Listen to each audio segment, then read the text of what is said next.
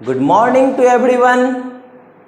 आज हम लोग पढ़ने जा रहे हैं लेक्चर नंबर 3 इलेक्ट्रिक पोटेंशियल का। पिछले 2 लेक्चर में आप सभी लोगों ने पढ़ा था पोटेंशियल क्या होता है, किसी पॉइंट चार्ज की वजह से पोटेंशियल कितना होता है, डाइपोल की वजह से पोटेंशियल कितना होता है, ये सभी आप लोगों ने पढ़ लिया था। आज का जो टॉपिक है हमारा equipotential surface. Equipotential surface basically कहा जाए तो बोर्ड्स के हिसाब से काफ़ी इम्पॉर्टेंट टॉपिक है। इस टॉपिक से हर साल क्वेश्चन आने ही आने हैं, ठीक है। तो ये काफ़ी एक अच्छा टॉपिक और काफ़ी छोटा सा टॉपिक है, ज़्यादा बड़ा टॉपिक नहीं है, लेकिन एक इम्पॉर्टेंट टॉपिक निकल करके आता है। तो आज हम लोग इसी के बारे में बात करेंगे कि इक्विपोटेंशियल सरफेस क्या होता है और क्या इसकी प्रॉपर्टीज होती है। तो चलिए शुरू करते हैं। स्वागत है आप सभी का अपने प्यारे से YouTube चैनल पर फिजिक्स एडुसर, जहां पर आप लोग पढ़ाई कर रहे हैं फिजिक्स। तो अपने अपने कॉपी पेन उठा ले और हेडिंग लगाएं इक्विपोटेंशियल सरफेस। इक्विपोटेंशियल सरफेस, ठीक है। तो जैसा कि नाम है वैसा काम है। इक्विपोटेंशियल का मतलब क्या हो गया? वैसा सरफेस जहां पर पोटेंशियल क्या होना चाहिए? इक्वल होना चाहिए, बराबर होना चाहिए। वैसे सरफेस को क्या कहेंगे? इक्विपोटेंशियल सरफेस कहेंगे। अब जैसे कि इस चीजों को समझते हैं, थोड़ा सा एक एग्जांपल लेते हैं। मान लिया जाए हमारे पास एक स्फीयर है, ठीक है। इसके सेंटर पर एक पॉइंट चार्ज रखा हुआ है, ठीक। स्फीयर है, तो यहां से यहां का रेडियस कितना होगा? r। अब मैं आपसे पूछूं कि इस a पॉइंट पर कितना पोटेंशियल, तो आप बोलोगे जी सर a पर पोटेंशियल हो जाएगा KQ/r हो जाएगा। आपने पढ़ चुका है स्फीयर की वजह से पोटेंशियल, ठीक है। चलिए अगर मैं आपसे पूछूं कि यहां पर पोटेंशियल कितना होगा पॉइंट B पर, यहां पर भी आप बोलोगे सर कि ये भी हो जाएगा KQ/r, ठीक है। मैंने बोला C पर बताओ, फिर वहां पर भी क्या हो जाएगा KQ/r। क्या हो रहा है? रेडियस तो सेम है ना, रेडियस सेम है, रेडियस चेंज नहीं हो रहा है। और ये जो चार्ज है, पॉइंट चार्ज है, सरफेस से इक्वल डिस्टेंस पर है कि नहीं? ये सारा का सारा जो पॉइंट है ये इक्वल डिस्टेंस पर है ना। तो यहां का पोटेंशियल, यहां का पोटेंशियल, यहां का पोटेंशियल, या फिर हम इस पॉइंट का निकालने के लिए बोल दे यहां का पोटेंशियल, इस पॉइंट पर निकालने के लिए बोल दे यहां का potential. That means potential at A, potential at B, potential at D, potential at E, सभी जगह का पोटेंशियल क्या हो रहा है? इक्वल हो रहा है सभी जगह का। तो ऐसे सरफेस को हम लोग क्या कहेंगे? ये वाला जो सरफेस है, कौन सा? ये स्फीयर वाला, ठीक है। ये वाला जो सरफेस है वैसे सरफेस को कहेंगे इक्विपोटेंशियल सरफेस। क्यों? क्योंकि सरफेस के किसी भी पॉइंट पर पोटेंशियल क्या है? सेम है। आई बात समझ में? चलिए मान लिया जाए कि हम एक छोटा सा और कॉन्सेंट्रिक सर्किल इसके अंदर को डाल दिए। चलिए, हाँ एक सेकेंड। तो हमने क्या देखा कि वैसा सरफेस जहां पर पोटेंशियल क्या होता है? सेम होता है। तो हमने क्या कहा कि एक अनदर हम सरफेस लेते हैं, ठीक है। ये कैसा है? कॉन्सेंट्रिक स्फीयर है, ठीक है। अब इसका रेडियस तो ऑब्वियसली है कि पहले जितना तो नहीं होगा, बट लेकिन अंदर वाले स्फीयर की अगर हम बात करें, जैसे कि यहां पर एक पॉइंट ले ले P, यहां पर एक पॉइंट ले ले Q, यहां पर पॉइंट ले ले R, तो इसका P पर का पोटेंशियल, Q का पोटेंशियल और R का पोटेंशियल क्या सेम नहीं होगा? क्योंकि इसका रेडियस, इसका रेडियस और इसका रेडियस क्या होगा? इक्वल ही होगा, ठीक है। इसमें दिस मींस इसका भी पोटेंशियल क्या होगा? सेम होगा। तो ये भी हमारा क्या है? ये भी हमारा इक्विपोटेंशियल सरफेस है, ये भी हमारा इक्विपोटेंशियल सरफेस है। ये दोनों इक्विपोटेंशियल सरफेस अलग अलग है, ठीक है। तो इक्विपोटेंशियल सरफेस क्या होता है कि जहां पर वैसा सरफेस जहां पर पोटेंशियल क्या होना चाहिए? सेम होना चाहिए। Means surfaces where potential are same, कहां, एवरीवेयर, ठीक है। तो वैसे सरफेस को क्या कहते हैं, इक्विपोटेंशियल सरफेस कहते हैं, ठीक है। सिंपल सी बात थी कि कोई भी सरफेस हो, जैसा भी सरफेस हो, अगर पोटेंशियल निकाले सभी जगह पोटेंशियल सेम आ रहा है तो वैसे सरफेस को इक्विपोटेंशियल सरफेस कहते हैं, ठीक है। एक अनदर एग्जांपल लेकर के चलते हैं, जैसे कि मान लिया जाए हमारे पास यही पॉइंट चार्ज है, ठीक है, ये हमारे पास पॉइंट चार्ज है, ठीक। ये रहा कॉन्सेंट्रिक स्फीयर, ये रहा दूसरा कॉन्सेंट्रिक स्फीयर, ये रहा तीसरा कॉन्सेंट्रिक स्फीयर, ठीक है। तो हम बात करते हैं पहले कॉन्सेंट्रिक स्फीयर, दूसरे कॉन्सेंट्रिक स्फीयर, तीसरे कॉन्सेंट्रिक स्फीयर की। कॉन्सेंट्रिक का मतलब होता है जिसका सेंटर एक हो, रेडियस अलग अलग हो। इसका रेडियस R1, इसका रेडियस R2 और इसका रेडियस मान लेते हैं R3 होगा, ठीक है। तो अगर हम पहले कॉन्सेंट्रिक स्फीयर की बात करें कि इस पर जितना भी पॉइंट आएगा सभी का क्या होगा, पोटेंशियल सेम होगा, ठीक है। उसके बाद दूसरे कॉन्सेंट्रिक स्फीयर की बात करेंगे, इस पर जितना भी पॉइंट आएगा सभी का पोटेंशियल क्या होगा, सेम होगा। उसी तरह से जैसे ही तीसरा का हम बात करेंगे तो उसका भी पोटेंशियल क्या होगा, सेम होगा। लेकिन क्या होता है कि जैसे जैसे हम दूर चलते चले जाते हैं वैसे वैसे उसके पोटेंशियल का वैल्यू भी डिक्रीज करते चला जाता है, ठीक है। मान लिया जाए कि अगर यहां पर 100 वोल्ट पोटेंशियल है पहले वाले कॉन्सेंट्रिक स्फीयर में, तो दूसरे वाले कॉन्सेंट्रिक स्फीयर में 80 वोल्ट, तीसरे वाले में 40 वोल्ट भी हो सकता है, ठीक है। ये कंटिन्यूअसली डिक्रीज करते चला जाता है along the line of electric field. हमेशा इस बात को ध्यान रखेंगे कि जिस लाइन में इलेक्ट्रिक फील्ड क्या है, पॉजिटिव डायरेक्शन ना, तो इलेक्ट्रिक फील्ड बाहर की डायरेक्शन में जाएगा। जैसे जैसे इलेक्ट्रिक फील्ड के डायरेक्शन में भागते चले जाएंगे तो पोटेंशियल क्या होता है, धीरे धीरे डिक्रीज करते चला जाता है, ठीक है। इस चीज को समझेंगे अच्छे से, पहले आप इस कॉन्सेप्ट को समझिए, ठीक है ना। तो क्या होता है कि जैसे कि यहाँ पर 100 वोल्ट है तो घट करके 80 हो सकता है, 60 हो सकता है, 40 हो सकता है, ऐसे ऐसे घटते चला जाएगा।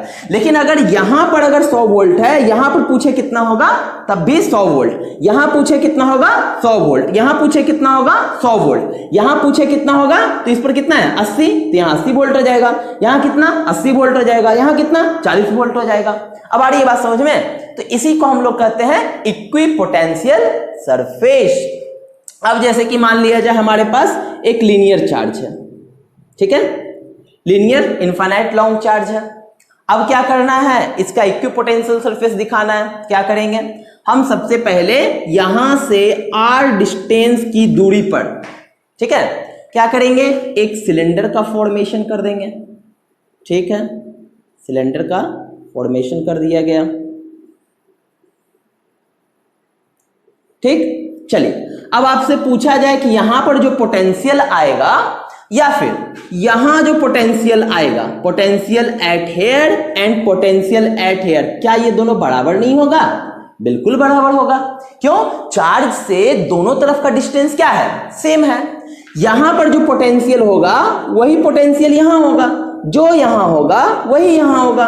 तो क्या है, इसका भी क्या है, ये जो सरफेस है कैसा सरफेस है, सिलिंड्रिकल, ठीक है। तो सिलिंड्रिकल सरफेस भी कैसा होता है, हमारा इक्विपोटेंशियल सरफेस होता है। तो बेसिकली ये बात आपको समझना है कि कोई भी सरफेस, अगर सरफेस पर हम पोटेंशियल निकाल रहे हैं और सभी पोटेंशियल का वैल्यू क्या आ रहा है, सेम आ रहा है, ठीक है, जिस भी पॉइंट पर निकाल रहे हैं पोटेंशियल उतना ही आ रहा है, पोटेंशियल में कोई चेंजिंग नहीं आ रहा है, ना प्लस में ना माइनस में, तो समझ जाना है वो कैसा सरफेस है, इक्विपोटेंशियल सरफेस है। दूसरा कैसे पता कर सकते हैं, अगर उसका रेडियस, उसका डिस्टेंस अगर चेंज नहीं हो रहा है और चार्ज एकदम वही का वही मिल रहा है, तभी पोटेंशियल सेम है। क्या वही तो बातें हो रही है, यही तो बातें हो रही है यहां पर, ठीक है। तो आई बात आप लोग को समझ में, इक्विपोटेंशियल सरफेस क्या होता है। जल्दी से इसका स्क्रीनशॉट ले ले, आगे बढ़ते हैं फिर उसके बाद। चलिए नोट कर लिया आपने, आगे बढ़ते हैं। पोटेंशियल सरफेस, इक्विपोटेंशियल सरफेस का कुछ प्रॉपर्टीज होता है, ठीक है, उसके बारे में विचार करते हैं, ठीक। प्रॉपर्टीज, पहला, अगर हम एक इक्विपोटेंशियल सरफेस की बात कर रहे हैं, जैसे कि मान लिया जाए हमारे पास ये एक इक्विपोटेंशियल सरफेस है और हमने यहां पर क्या किया, 2 पॉइंट ले लिया, ठीक है, ये हमारा इक्विपोटेंशियल सरफेस है, मान करके चलते हैं, ठीक। यहां पर पोटेंशियल कितना VA, यहां पर पोटेंशियल कितना VB, और चूंकि इक्वी पोटेंशियल सरफेस है तो पोटेंशियल का वैल्यू क्या हो जाएगा, A पर भी और B पर भी दोनों का वैल्यू क्या हो जाएगा, बराबर हो जाएगा। तो हम यहां से कह सकते हैं the potential difference between any two points on equipotential surface as कितना आएगा, 0 हो जाएगा, है कि नहीं। पोटेंशियल डिफरेंस कैसे निकालते हैं हम लोग, VA माइनस VB करके, ठीक है। यही तो हमारा क्या है, पोटेंशियल डिफरेंस है, डेल V का वैल्यू है। अब यहां पर VA का वैल्यू VB के बराबर है तो दोनों का डिफरेंस कितना होगा, 0। सिंपल सी चीज है, यहां पर 10 वोल्ट, यहां भी 10 वोल्ट, 10 वोल्ट में 10 वोल्ट घटाएंगे तो कितना बचेगा, 0 वोल्ट बचेगा ना।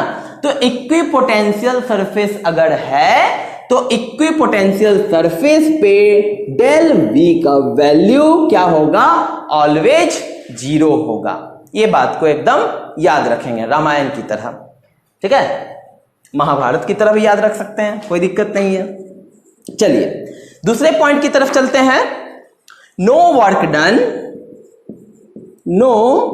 Work is done by the external agent,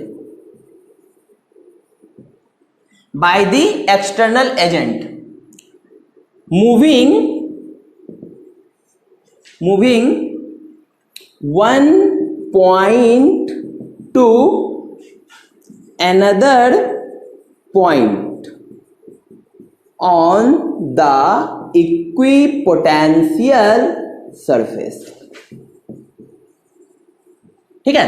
मतलब कि इक्विपोटेंशियल सरफेस पर अगर हम एक पॉइंट से दूसरे पॉइंट की तरफ जा रहे हैं तो वहां पर तो वर्क डन होना चाहिए, एक्सटर्नल फोर्स, एक्सटर्नल जो भी तुम्हारा आपका एजेंट होता है उसके थ्रू वर्क डन होना चाहिए। हमने पढ़ा था ना कि VA minus VB is equal to work done by external agent from B to A, ठीक है, बाय चार्ज।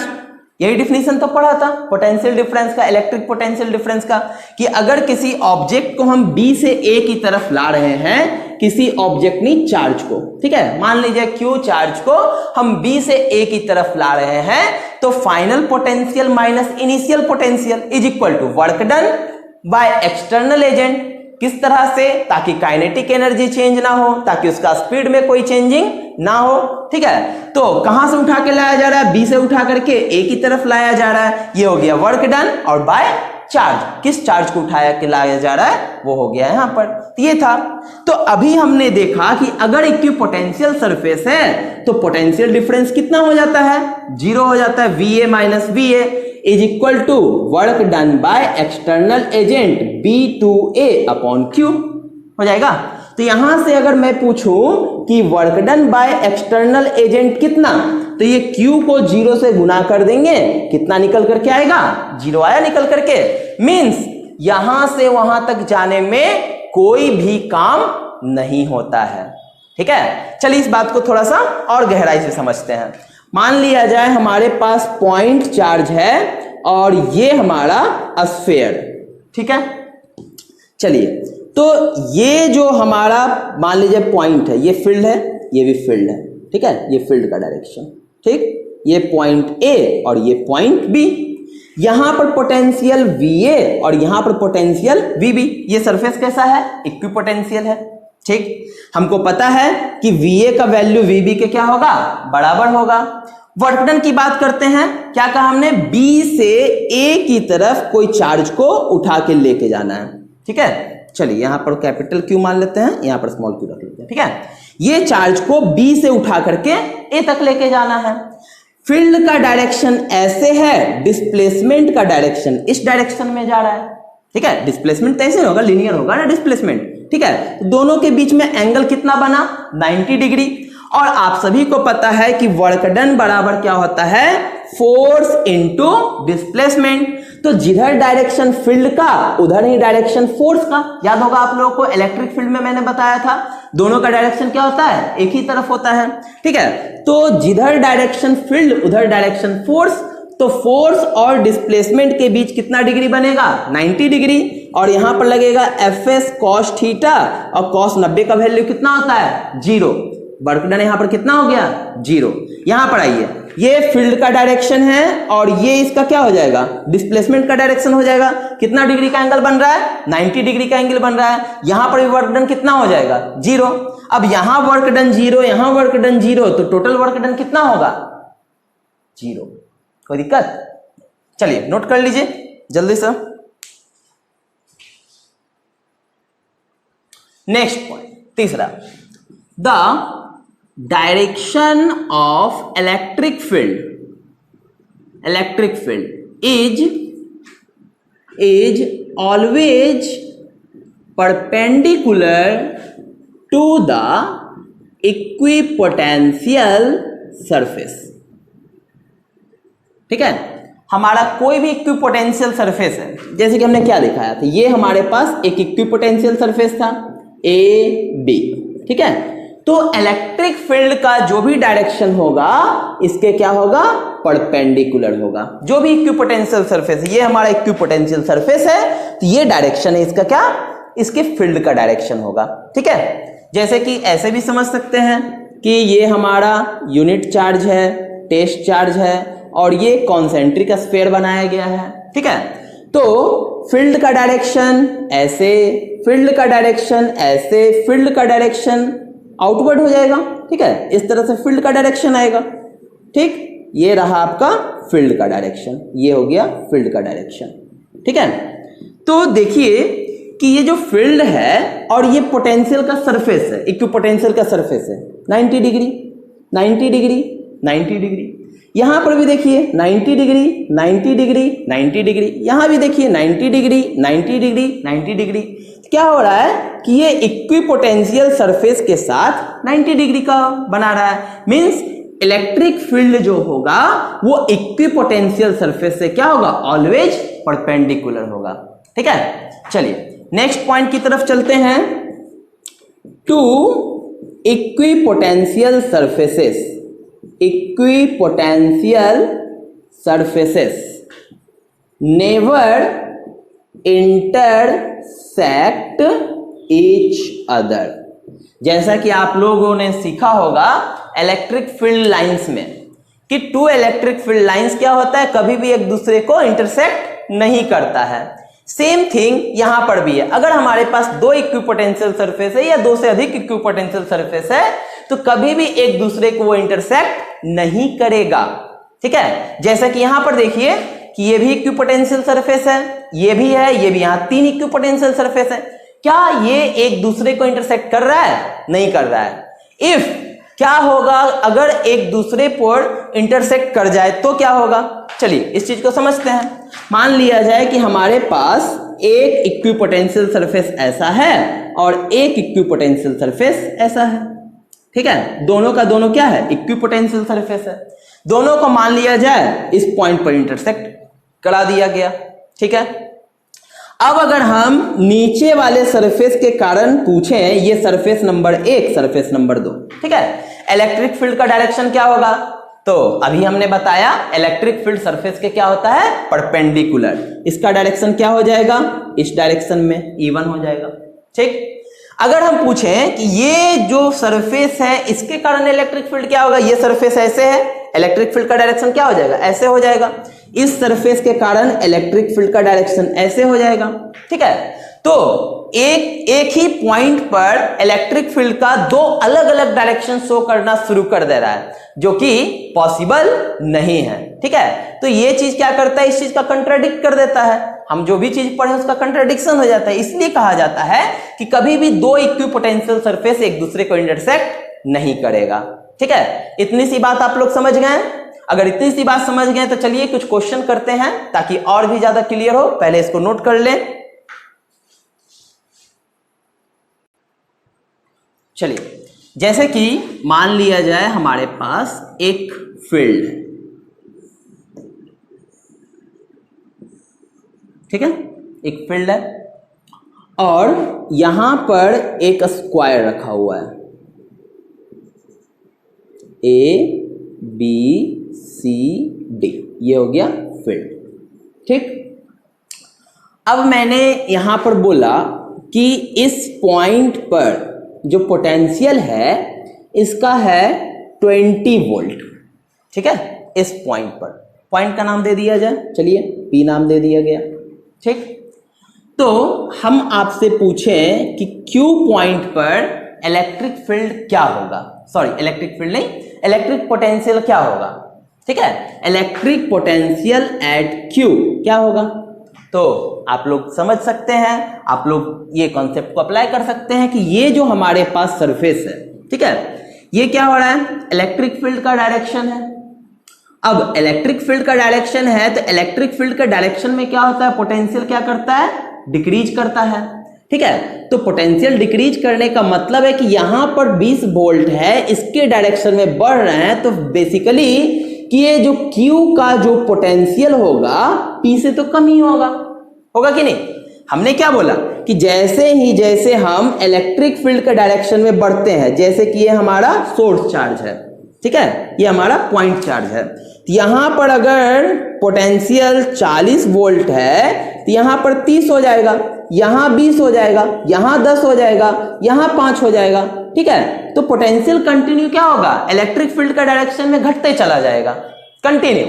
ठीक, तो हम क्या हो रहे हैं, P से जब Q की तरफ जा रहे हैं तो पोटेंशियल का वैल्यू घटते चला जा रहा है, कम होते चला जा रहा है। तो वाजिब सी बात है कि जितना P पर पोटेंशियल होगा Q पर क्या होगा, उससे कम पोटेंशियल होगा।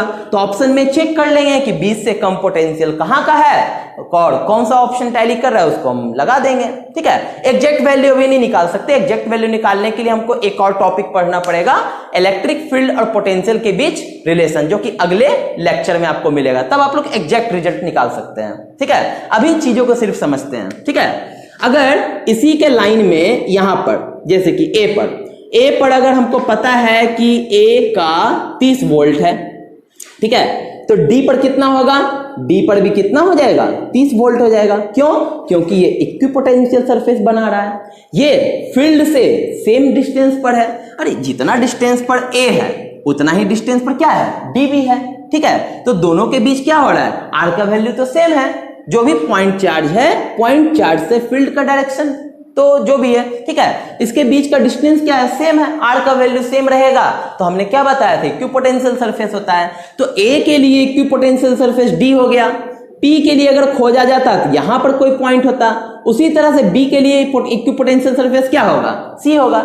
नहीं तो दूसरे तरीके से समझिए, मैंने क्या बताया कि इलेक्ट्रिक फील्ड हमेशा इक्विपोटेंशियल सरफेस के परपेंडिकुलर होता है। तो ये हमारा इक्विपोटेंशियल सरफेस दिख रहा है ना, AD हमारा इक्विपोटेंशियल सरफेस। फील्ड का डायरेक्शन कैसा, इस डायरेक्शन में, क्या इन दोनों के बीच 90 डिग्री का एंगल बन रहा है, बिल्कुल इन दोनों के बीच 90 डिग्री का एंगल बन रहा है। तो ये जो हमारा A से लेकर के D पर कहीं भी पॉइंट ले लेंगे, सारा का सारा क्या हो जाएगा, इक्विपोटेंशियल सरफेस हो जाएगा। B से C के बीच कहीं भी पॉइंट ले लेंगे, सारा का सारा क्या हो जाएगा, इक्विपोटेंशियल सरफेस हो जाएगा। जो पोटेंशियल B पर वही पोटेंशियल C पर, वही पोटेंशियल इसके बीच में कहीं भी। आई बात क्लियर हुई। ठीक है, तो इस तरह से आप लोगों को इक्विपोटेंशियल सरफेस को ध्यान रखना है। छोटा सा कंसेप्ट है, छोटा सा टॉपिक है। ठीक है, तो इक्विपोटेंशियल सरफेस में इतना ही। अगले लेक्चर जल्द ही आप लोगों को मिलेगा, इलेक्ट्रिक फील्ड और पोटेंशियल के बीच क्या रिलेशन होता है, काफी इंपॉर्टेंट टॉपिक है वो, उस पर। ठीक है, तब तक आप लोग पढ़ाई करते रहें।